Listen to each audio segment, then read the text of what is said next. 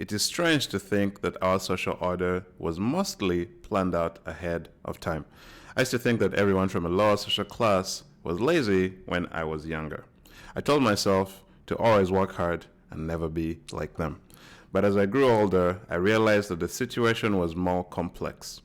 But before you can understand why everything turned out the way it did, you have to know what the founding fathers originally planned. John Jay once said, "The people who own the country should run it." He was the president of the Continental Congress and the first Chief Justice of the Supreme Court. But one thing that needs to be worked out is who owns the country? And answering this question is harder than it looks, but let's break it down. Chapter 1. James Madison. In 1776, Thomas Paine remarked, "America can be as happy as she pleases. She has a blank sheet to write upon." The USA was a perfect ground for redesigning a society. The indigenous communities were mostly wiped out, and the USA had very little remains of earlier European systems. So to an unusual degree, the social and political order were planned. But who planned it? James Madison was a big part of this making. James Madison, who is sometimes called the father of the Constitution, said that the wealthy landowner's property would be at risk if the elections were open to everyone. He thought that if everybody was given power to elect, there would eventually be a law that would give land to people who didn't have it. And in order to avoid this kind of injustice and secure the interests of the country, which are property rights, the constitution system had to be designed in a certain way. This was to protect the landowners. That leads us into chapter 2, the guardians of wealth. James Madison said that the primary responsibility of a government is to protect the minority of the rich against the majority. And that has always been the main idea behind democracy, and is still today. When Madison publicly supported the rights for the minorities, as is seen in history, he was not speaking to people of different races or religions. Instead, he was talking about the wealthy elite, who were the economic minority. He thought that the government should protect everyone's rights, but that property owners should get extra protection because it was important to protect their wealth, power, and standing. So it went that the governments have responsibilities to protect people's rights in general, but they even have a greater obligation to protect the rights of one group of people, those who own the property. Chapter 3. The rising of the leveling spirit. But James Madison had some truth to his words. He thought that as time went on, more and more people would be struggling under the weight of these rules, where they wouldn't have power to elect. And their anger would build, and it might explode if it is not contained. And if something like that happened, his ideal society would collapse. So what was the fix? To keep the real power, which is the ability to make decisions, where it belongs, in the hands of the property owners. He thought that those without property obviously cannot understand the need to protect it.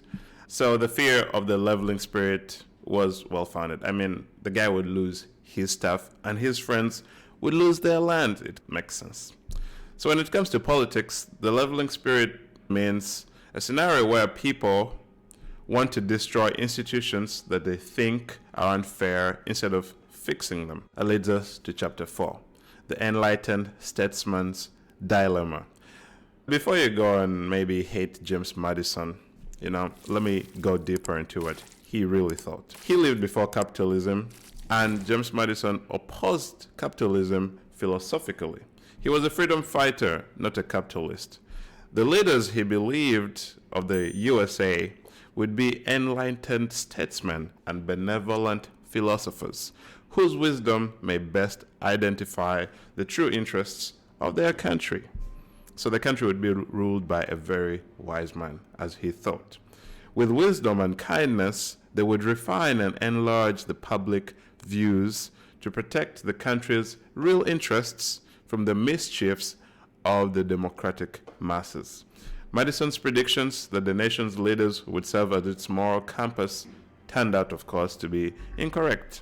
The wealthy minority who possessed extremely high levels of wealth and power started influencing policy and decision-making to their benefit. In fact, Political games and personal gain were more important to them than wise leadership.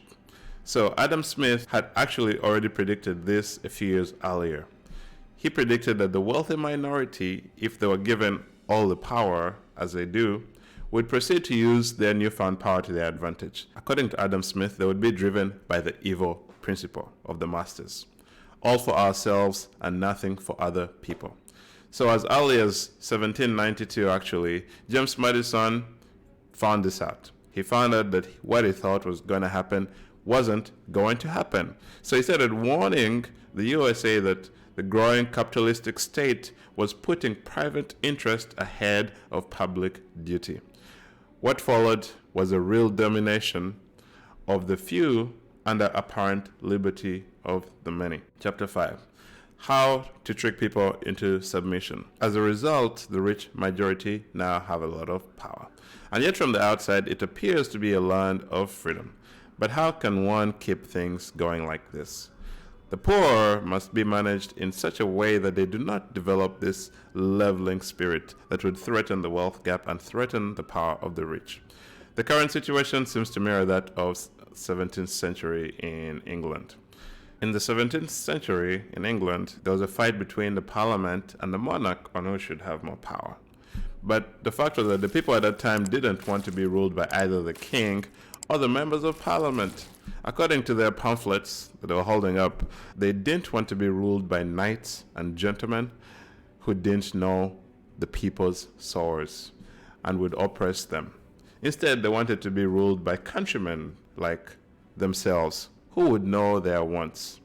So after that, the man of best quality, or the responsible man, as they called themselves, were greatly disturbed by such concepts. So the men of best quality, or the responsible men, are the people in parliament and the king and his subordinates, of course.